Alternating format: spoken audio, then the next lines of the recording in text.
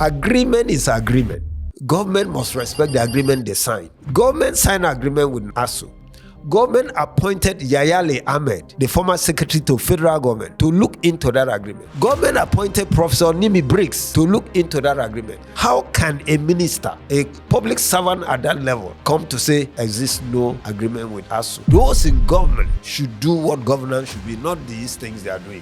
It's what happened in Rivers State, destroying a whole system for the interest of Wike only. Are lecturers really underpaid?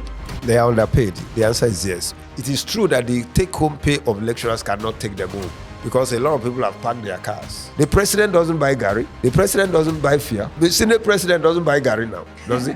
The federal government has come down. Hey, the salary of the president is too low. Hey, we want to get that review. In the events where people are not doing fine and you say the salary is too low. What would be the fate of our universities if the government fails to meet the 2-9 agreement?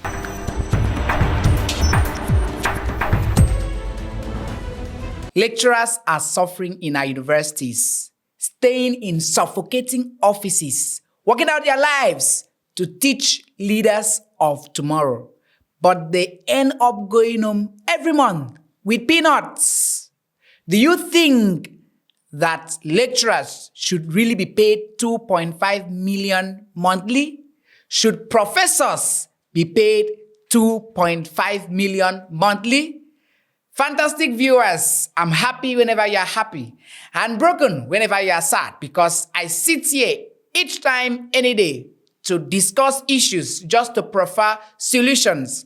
Uproot the Issue Podcast is the platform. Of course, providing solutions is the calling. I'm glad every time, any day, to be called your host, Ekemini Ekwere. And I'm so excited because this season we are bringing thought-provoking conversations just to provide you with solutions to real-life issues. In a bid to provide solutions to issues, we are here to discuss one pressing issues affecting us in our society, most especially our lecturers, our professors in the university. And we are actually discussing this in a topic: professors versus senators who deserve the better pay. Professors versus senators who deserve the better pay. Do you feel that our lawmakers, our leaders, should take the lion's share, or the ones who have worked tirelessly to train these leaders should be the one earning better? Of course, you'll be asking yourself, why is this topic really necessary? Why are they actually bothering themselves? Over the week, the lecturers drew the attention of the federal government through a protest, calling on them to look and review the 2-9 agreements which they made several years ago. Till today, according to the lecturers, these agreements have not been fulfilled. Join us as we start this conversation. Of course, I'm so delighted to have in the talk show room a veteran scholar, a versatile academic whose publications have received global acclaim across Africa to stay in the minds of readers. He is a professor of administrative theories, governance, and development. Ladies and gentlemen, in the talk show room is Professor Frank Etem. Thanks for having me, Ekwere. It's good to be here. Congratulations, Professor, on your promotion. It's very, very glad to have you here.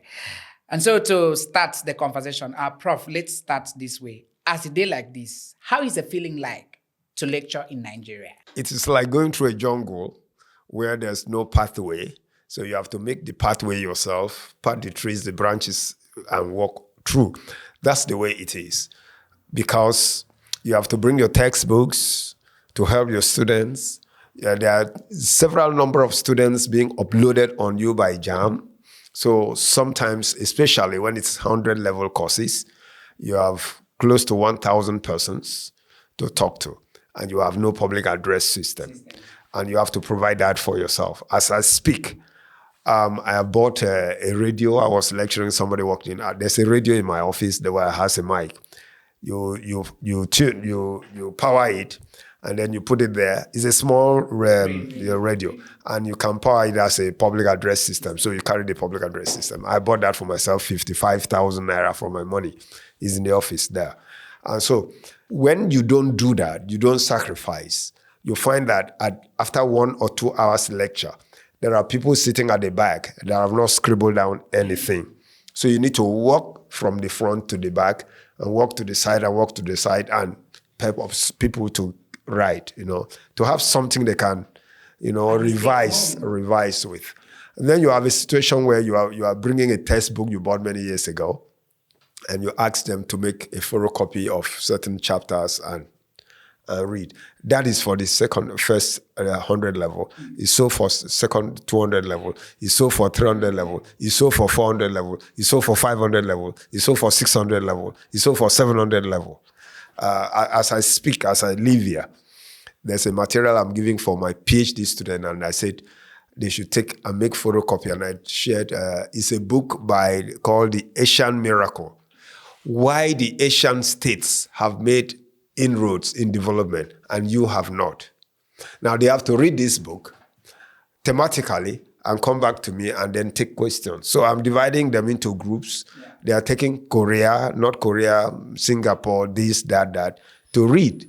And then they come back, we talk on what kind of regimes existed in this country, what kind of bureaucracy drove the development and stuff like that. And so we want to compare that with Nigeria and then come back to the days in Nigeria where we had super permanent secretary under the military regime of Gowon that drafted national development plan, that implemented national development plan, that gave us the foundation of development which we have now. So I want to broaden their mind to see that and then compare with home. So, and I'm bringing my material and giving them and asking them to do. That's the way it is. So it's quite frustrating, but it's exciting if only you are able to deliver and then make the guys see, any lecturer that has a car in this past 12 years of democracy of Buhari, Tinubu, spend more money on the car than what he used to feed himself. Some people will drop the car for a few days to be able to manage. So it's not exciting at all. It's with agony, but it's the convenience that makes you keep the car along. The last time the federal government talked to lecturers was 2009. How many years now? It's 16 years. Now, in a democracy and in a system that professes collective bargaining, where you sit across to talk, to make the work go forward, for the employer to benefit and the employee to also benefit, collective bargaining, and then you agree. The last time lecturers sat with federal government was in 2009. In this agreement, the first agreement on that thing was not the salary, was for you to put money in your school, which is your own. The first three items there were not on the welfare of the lecturer.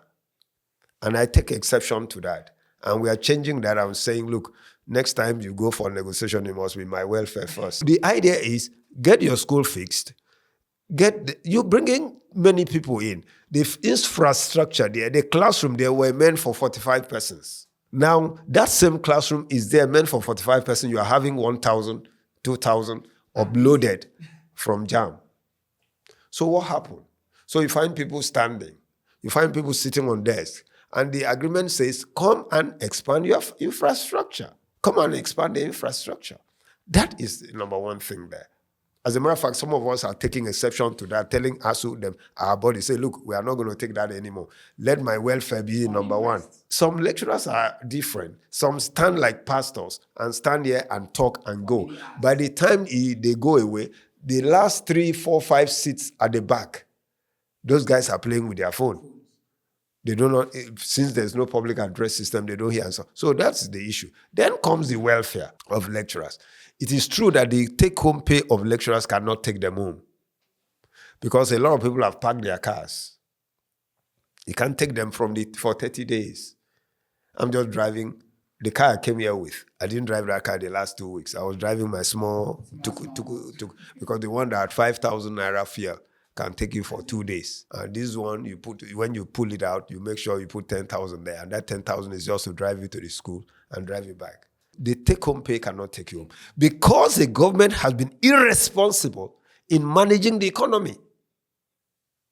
If I'm taking 25,000 naira, you must manage the economy so that 25,000 naira can bring me something from the market. So you must have the responsibility of managing the economy, managing the inflation. I buy in the open market. You don't, perhaps you don't go there. So the issue is get the economy fixed, manage the economy so that price changes does not occur. Hyperinflation. You buy bread today, you go back, the bread you bought yesterday is now 2,000 and there's something. So you are buying a small loaf of bread to go and you have 3 kids in the house. How do you share that? Now, those are the issues. That's not the lecturer's fault. It is the economy, the manager of the economy. Those in the political sphere managing the economy that have captured the state to themselves. We are in a society that have been captured. If the societies have not been captured, why would this kind of thing that happened in River State happen? Why will you suspend governance just for the benefit of one wiki? Because the state is captured. So let's leave that out. So this is the issue. Now that you cannot manage the economy well at the local government level, at the state level, at the federal level, then pay me the wages that can make me go along with that. That's why, as I speak with you, let me inform you, NLC declare warning strike. ASU is a member of NLC. As we speak today, Tuesday, and tomorrow, no member of ASU is supposed to do any official thing in the school, not even to treat results. So as I leave here and go to school, I'm going to put my laptop and work on my own. And if I like, I talk to any student that have an issue. Otherwise, I ask you, go away. I am on warning strike called by NLC. The federal government has come down. Hey, the salary of the president is too low. Hey, we want to get that review. Hey, we want to do this. Hey, we want to do. In the events where people are not doing fine, the president doesn't buy Gary. The president doesn't buy fear. The president doesn't pay the kind of incidental burden that we bear. And you say the salary is too low. And that insensitivity has caused NLC to say, look, some states have not been able to pay the 70,000 minimum wage. Some states are groaning. And then you come inside in that atmosphere to say you are reviewing salary of Mr. President. The Senate President doesn't buy Gary now, does he? He doesn't go to the market. The Senate President, he doesn't. He doesn't pay NEPA bill. He doesn't buy token, which you buy for 1,000. It doesn't last you for 12 hours. They take that away. So, and then he doesn't buy fuel. Fuel is some people are selling 950 to 1,000 per liter. And in this country, since the era of Buhari, those using kerosene have been paying through their nose. Kerosene is 1,300 naira per liter. Since Buhari, nobody else. And who uses kerosene? The lowest rung of Nigerians. And they are in the majority. So you see how insensitive we have been. And you see how we've been to Nigerians that are at the lowest rung using kerosene. 1,300. Diesel doesn't cost that. Fuel doesn't cost that. Since the arrival of Buhari till to date. And we're going around as if nothing and everything is normal. It's not normal. We are sitting on a cake of gunpowder so that the day it will blow off, it will spare nobody. We are sitting on a cake of gunpowder. Of course, the salary, the take-home of lecturers is not actually taking them home.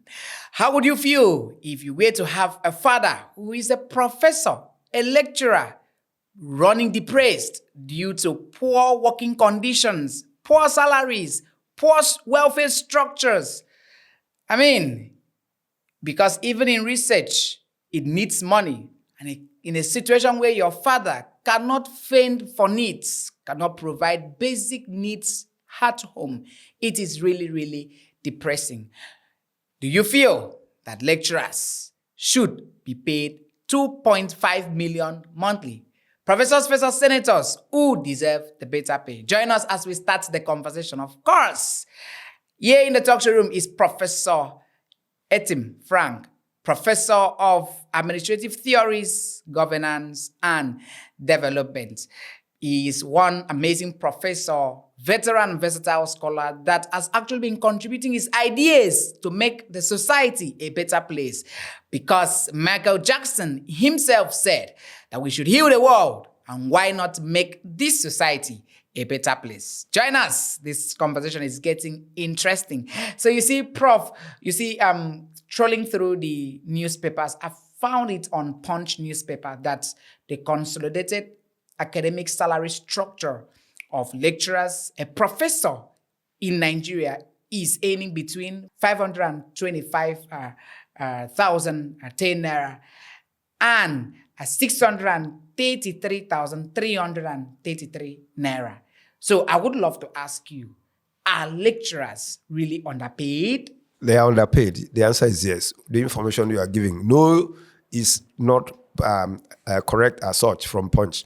No professor takes home 600,000. No professor. Except he's a politician. There's no professor that takes home 600,000. No professor. I tell you, the salary is between 500 and 550. That is if you are not owing. That is if you have not taken a loan in the school. That's if you have not taken salary advance. That's if not you have not taken a facility from the bank. That's if you have not taken facility from cooperative, the school cooperative, academic staff cooperative, because all those deductions will be made. All those deductions will be made. So there is no lecturer, on a very serious note, that smells with his nose 600,000 a month. That smells. Maybe he sees it in the paper. Nobody takes 600,000 and like this home. There is no such person. So, Prof, you feel what's your take? Because I've also heard that the loans, you see, federal government, they're actually looking at how the lecturers could also be taking loans. Do you feel it's a better idea? I tried to assess the loan. I did. I was filling the form. I got the material. They're all here. I tried to fill the form. When I saw the thing, I ran away. There is no professor in Nigerian university that can pay a loan of 200,000 naira back every month. What will be left for him? I tried the loan. I said I need 10 million. And the 10 million immediately comes out on the side. What you'll be paying back to the government, 200 and something a month. I back off. Even the commercial bank will not charge you that much. Even the commercial bank. When I leave here, I'm talking to you, I'm going to the bank, they've been calling me. Even the commercial bank will not charge you that much. And federal government is no. So lecturer says, look, give me good pay. Fix the school.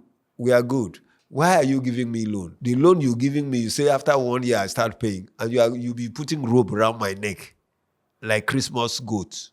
I won't be able to breathe. I won't be able to get along, pay my children's fees, and still maintain my small 2K car, and still be able to buy dress and wear, and pay journal publications. The publications lecturers make, they pay from their pocket. As I sit with you, I've just paid $200 for a publication in Canada. $200. I got somebody in the US to pay for me, and now he's on my neck. I have to pay equivalent cash to his account for one paper. One paper. The paper is saying that, look, the problem of public policy in Nigeria is implementation. Can make all the announcement. Government pronounce this, say they want to do this, but how? The methodology, the strategies, the technique for creating, transforming what is said with his mouth into action on ground to have effect on the life of the Nigerian. That's what the paper is talking about. How the technique is what the paper is. Because very often, that is our problem. Government say we'll do this. Hey. Government say they will do this. Hey. They give you face cap, t-shirt, and you wear and you dance and go. How to translate that which they said into action to have ultimately effect positive is the issue. Many do not know. That's what we are doing, to say how to do it. And for me to tell you how to do it, I'm paying $200. I'm copying out $200 to put it in the journal. That's what lecturers go through. You don't publish, you perish. So he takes his little pay, he pays to journal to publish his paper. And then he sits around. You use the word here, depressed. I'm glad you use the word. I must tell you, lecturers in the university are depressed persons. They are depressed persons. They walk around like that because they cannot get any assistance. So the issue is not like you said, between the lecturers and senators. No, we are not competing. Let's look at the contribution of each person and pay the persons accordingly. Even the Bible says the laborers deserve their wages. So we are not competing with senators. They can earn whatever they want to earn. But give to the lecturers a living wage that can make him feed his 3 children or at most 4, and also live good and be able to host a friend and buy a drink for the friend and sit down and smile. Not each time he's sitting down, what is running through his mind is the challenges of of life, which those at the apex cannot manage. Why will you not fix the refinery so I can fill my tank with 5,000? It is a lie that refinery is beyond repairs. It is a lie of government. Has this government not given us deadline of when the refinery will come alive? They have. They have severally, but they fail because it is to their own interest. They want to buy it off. They want to tell you that it's not working, we want to sell, then they buy it, and then things start working, and they make money and money and money. That they say, no. Nupeng, Pengasson, NLC, TUC, ASU is saying no because we can see and understand. You can't sell our collective asset. We say, no, don't sell it. That thing can work. The companies that fix the refineries are still alive. They can come and revamp the place, but you don't want to do so. And then this is where ASU is getting into problem with them here and there. So please, if you have a way, talk to the government, because this time around, when we go, we are going to go minimum 12 months. That's why I have gone to ask the man that have my canoe to bring it back. So I go and catch fish. I go and catch fish and sell the fish and survive and live my life.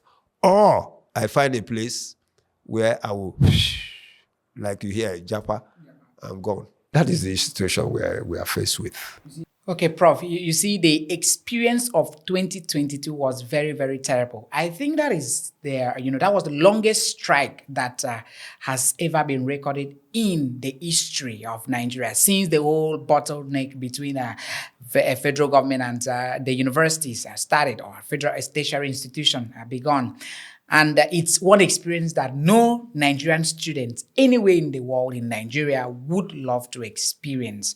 And so you see that, yes, I'm not really certain of what the news has not provided exactly what the senators are earning monthly. But then the question now is, if the lecturers are paid maybe something close to what the politicians receive, monthly, is it a guarantee? Is it a guarantee that the problems in education would be resolved? Don't get me wrong. The lecturers have never said, pay us something close to the politician. Politicians will always be politicians. The second thing is, the lecturers are not interested in having large money as the salary, yet the infrastructure is not there. So let's balance this up. Put the infrastructure down. Let the student that come to school also sit and learn in a more conducive environment. This brain will not absorb something if the body and the rest of the body structure is not steady. It will not. Sit in a library that the AC is running, that the guy can sit down and cool off, read and put his head on the table and things sink in. Let there be current materials in the library. So what am I saying? I'm saying let's balance infrastructure and the welfare of the lecturers as well as the student. Let the states give their students scholarship and bursary. Let there be other infrastructure students enjoy. So when they come out, they want their children to also enjoy that thing by having good governance. By saying, look, I went to school, government assisted me at local government, at the state and the federal government. I must work towards that infrastructure also being there for my children. Okay? Not you grab and run away. So this thing must be balanced. Welfare of the lecturers, infrastructure in the school, welfare of the students. That's what is in that agreement. 2009. That's what is in that agreement. That every year put this amount of money in the university. And when you hold the vice chancellor accountable, so that the money doesn't fly away. If the money is meant to this certain infrastructure, send the team to monitor the vice chancellor and know that this has been provided. Then provide for the lecturer. Then the lecturer, if you pay him and he doesn't go to class, hack him. Look for a way through the vice chancellor to punish him. You must punish him. Not you pay him and he is not teaching. The student must also be alive to say, look, we're supposed to have this lecture and this man didn't come. Let the head of the department, let the dean call the lecturer and say, why didn't you go to class? No, let things work. And this country will move forward. As it is, everybody has left the country standing still and running helter-skelter. The student, the lecturer, the owner of the school, proprietor of the school, the federal government. And so you can remember I can remember in the 70s and the 80s, we had foreign lecturers coming here to teach in Nigeria.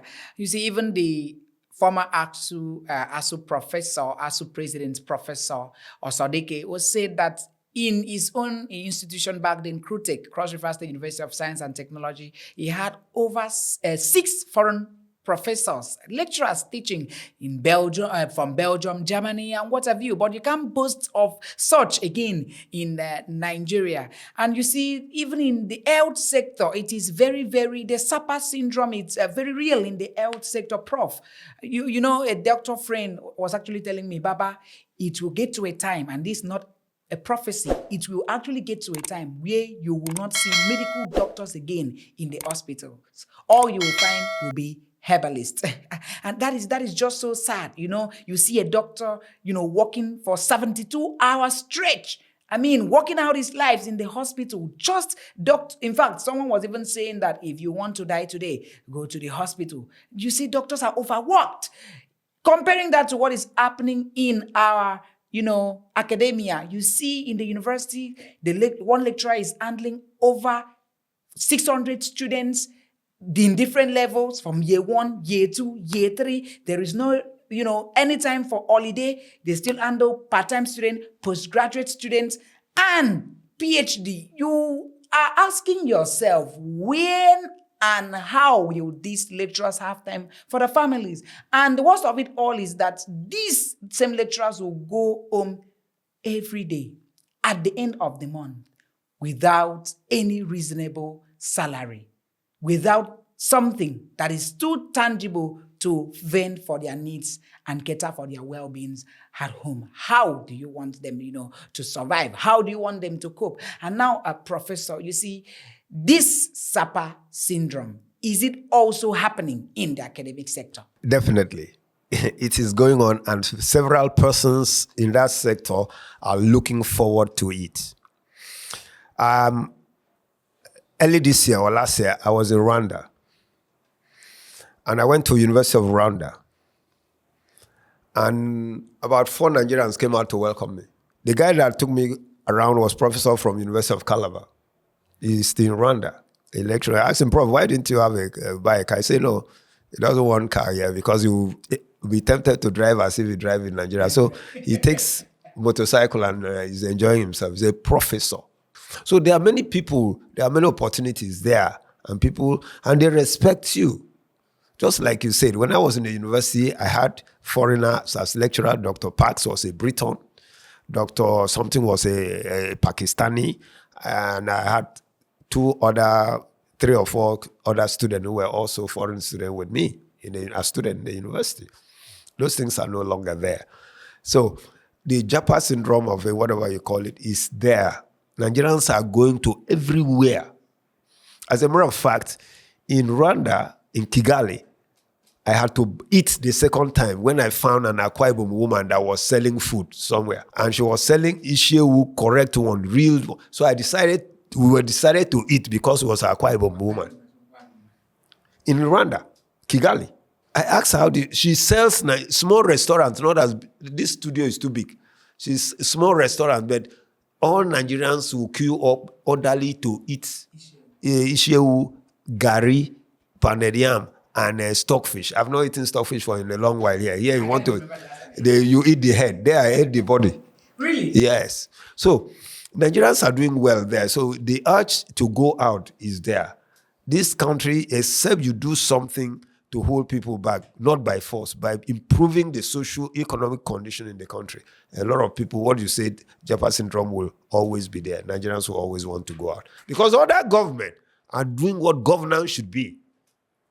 And so the system is attractive. What the issue is, those in government should do what governance should be, not these things they are doing. Is what happened in Rivers State. Is that destroying a whole system for the interest of Wike only? Is that governance? Is that what we should look for? You destroy the whole system in the interest of one person. That is our problem. Governance should be gotten right, and then it will cascade into the economic sector, and everybody will be fine. Addressing security, which you allow. Again, politics brought in security, and they can address it. So when they talk about it as if it fell from up, it upsets some of us, because we know that it is politics that brought insecurity. So that is my take on that issue. We are not competing with senators. We just need a decent and living wages. Then let me say this before I land. Agreement is agreement. Both in municipal law and international law, there is a principle called pacta sunt servanda. Agreement must be respected. Government must respect the agreement they sign. I read a few days ago when the minister said there was no agreement. I felt real hurt about it. And I begin to wonder that the doctor he has before his name must be questionable. Then I read, they say, there existed an agreement. Government signed an agreement with ASU. Government appointed Yayale Ahmed, the former secretary to federal government, to look into that agreement. Government appointed Professor Nimi Briggs to look into that agreement. Government appointed this other guy that runs Murtala Mohammed Airport, to look into that agreement. How can a minister, a public servant at that level, come to say there exists no agreement with ASU? It hurts me. It makes me very sad about that. That is the kind of thing we teach in administration. People who run into administration must be people of integrity. You step into an office, the first thing is to look back. What had happened before you arrived? Read the file, study the files, ask to be brief on what existed before you start moving forward. So you don't create that kind of situation, ambivalence, which he has created by making himself look very, very funny, saying that there was no agreement and then say it's an agreement, and he's a doctor. Okay, Prof, you see that Odumegu Ojukwu once said that the very circumstance of Nigeria only permits an idiot to destabilize. And it's just so sad that, instead of improving every blessed day in our country, we are facing heartbreaking scenarios and situations in the country. And it's so painful that instead of moving forward, we are actually moving backward. Because what more is governance if the people are not actually reaping from the dividends of government? Government and governance is sweet when at least the vast majority of persons are benefiting from government. And so, Prof, I would now move to ask you this question. What would be the fate of our universities if the government fails to meet the 2-9 agreement? The fate is simple. ASU has decided this time around to go for good. So what we are doing, and is my suggestion for them, is to prepare for how to survive in the long war. Politicians have abandoned governance 2 years into 4 years, and they are looking for at 2027. And so we must help ourselves by buying food to stock and looking for alternative means of survival. So when we go for good. You don't come to the office. Just find something to do for your family, to feed your family, and you go on. That's why people like us will go to the beach and do something fishing and buy fish and sell, buy crayfish and sell, and bring crayfish here to sell to you. So we make some gains and stuff like that. Okay, Prof. Thank you so much. You see, there's a saying that goes thus: if you can help Please, first, do no harm. And so I've always been wanting to ask. You see that the persons that would really be affected this period are the students. So I've been, longing to ask, what are the lecturers you putting in place, at least in favor of the students during this period? There is nothing like favor. The students should help themselves by speaking into the system. When I was a student, I was always standing by the side of the lecturer because I know there is nowhere to go than the lecturer do good and I follow. So the students should speak on the side of the lecturers to government and not want to be PA, SPA, PPA, on that stuff. They should speak because it is their faith. Except those of them that are privileged that their political parents will send them abroad. What about the majority of Nigerians that don't have that faith? There are people that are funding themselves in school. We know them. There are students that are funding themselves. They come to school, they excuse you, they have to do this and do that. You understand? There are people that are still working and coming to school. One thing that excites me, coming back to Akwa Ibom State, is to see the number of persons that want to keep work and come to school to improve themselves. I'm excited about that. So when I have such students, I don't fault them. They say they can't come. I teach students this little phone you see here. I have almost all my classes have WhatsApp group that I sit on my own, I write lecture, and I post it there for the students to get. I ask everybody to get on this. They create a WhatsApp group for every class I teach. And I sit on my own. I type. I don't ask you to do PhD seminar, what the form of blah, blah, blah. These are all lectures I put here. Okay? These are lectures I sit and type. You sit on your own and read it. And I say, when you don't understand, post a question. And in answering the question, the other person benefit from it. And it's in your phone. I teach. When I finish, you go. I sit down, I do that, and I post. Look at it for every class. I don't ask you to pay me anything extra. I wake up, I'm going to teach this, I post it, I come, and then we talk. And then I say, what we've said is there, read. I say, when I'm talking, don't open your phone. Except you have a question you've written down. So that you have something. Because students cannot buy books. The books are not there. The people publishing the books are not publishing the books. If they publish, people are not buying. The students are hard up. They have to pay transport to come to school. They have to eat. They have to do one thing or the other. So the book, money for buying book is not there. So you have to encourage them. When you have some journals you give at a giveaway price. Not the days I went to school that you can buy books for 8 naira, 5 naira, and all that stuff. Books are expensive. So you do this to help and encourage the student.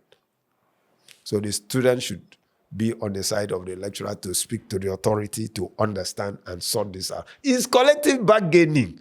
You don't run away. It's collective bargaining.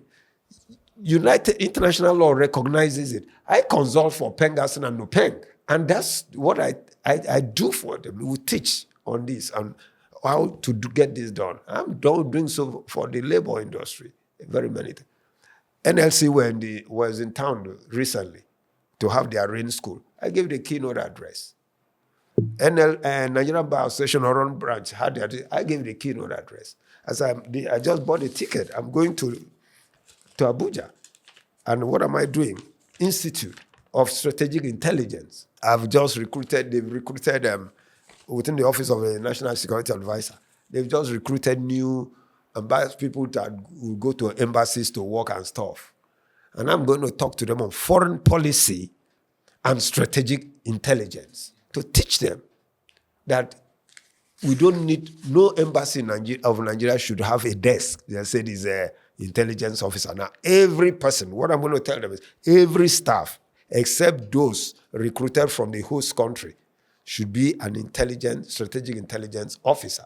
That's my thesis. What is it they are doing well in that country that you think your country can also do? You make a report. This country is converting cassava to this. You will study it and write it. And so we can improve ourselves. If those back home will read what you have written, whether they read or not, write your own. That's what I'm going to tell them. And no longer one desk officer said he's intelligence officer or military attaché. No. The world has moved beyond that level. So these are the issues we need to get our people moving so our society can also move ahead with us.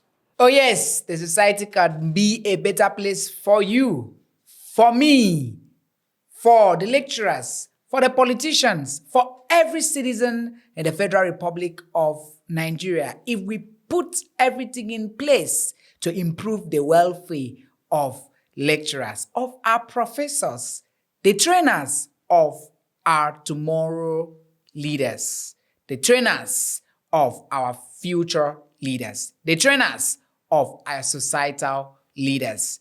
And so this is solely the responsibility of the government. Remember, the lecturers, the professors are first citizens of the Federal Republic of Nigeria before becoming the employees of labor.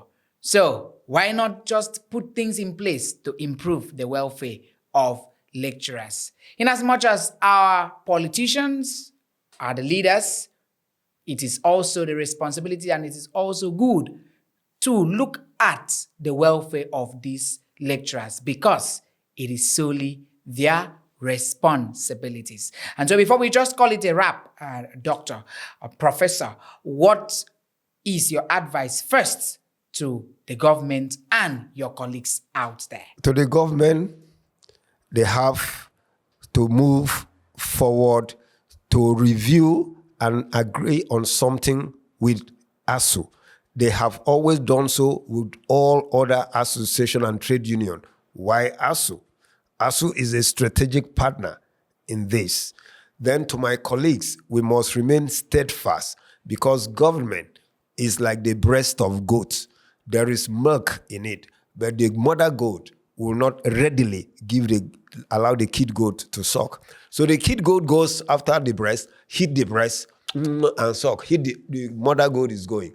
That is the government. And then my colleagues must come for us to follow the mother goat, hit the breast, and suck the milk, hit the breast. Otherwise, the world will leave us behind.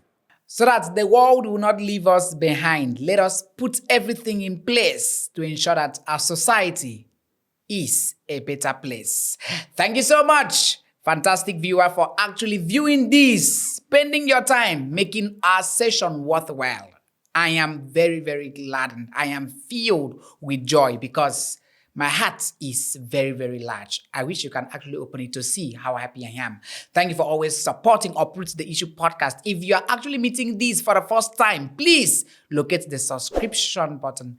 Click on the icon. Share this podcast. Share this particular episode to your lecturers, to your friends, to students. This is a call to action to encourage our lecturers to keep the motivation burning. And please, if you have your favorite lecturer, if you have sacrificial lecturers who have moved out of their ways to ensure that they teach and they give in the best to work so hard to impact your lives, please mention them in the comment section.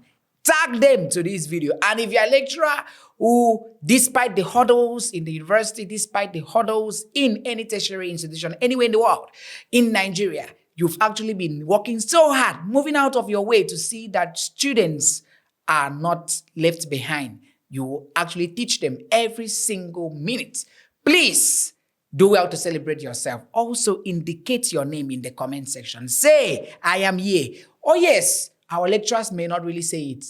They may not come out publicly to say they are depressed, but I would tell you that lecturers are depressed. They may not say it openly. And this is why I'm using this minute to tell you, please, do well to encourage them. If you're a lecturer, your word of encouragement will also boost your colleagues' morale. And if you're a student, all you need to do is to ensure that you are solidly with your lecturer. You are not leaving your lecturers behind. Keep on pressing, keep on preaching the gospel of improving their salaries, the gospel of making a better place for them, improving their welfare. For if lecturers are happy, if they receive good salaries, they will be motivated to work and they would even teach more better. Thank you so much. A biggest shout out to hardworking, sacrificial lecturers out there. God bless you. Uproot the Issue Podcast is the platform.